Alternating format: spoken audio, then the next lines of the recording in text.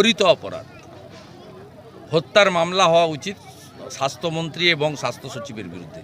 13ই December 2024 Karnataka সরকার জানিয়েছিলেন যে এই কোম্পানির স্যালাইন এবং ওষুধ নিষিদ্ধ।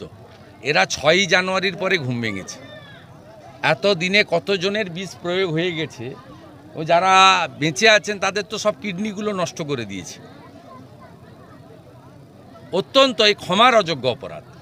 এবং 13 তারিখ রাত্রিবেলায় সার্কুলার ইস্যু করা উচিত ছিল। আমি 13ই ডিসেম্বরের আগের কথা বলবো না, কারণ দে আর নট এক্সপার্ট। কিন্তু 13 তারিখ জানানোর পরে কেন করেননি? 13 তারিখ আর আজকের 14 তারিখ, এটা অনেক দিন। এটা টলারেবল নয় এবং এটাকে ক্ষমা করাও যায় না। এটা ক্ষমার বাইরে। কারণ যারা অর্থ আছে, আমরাই তো প্রাইভেট জায়গায় দেখাই।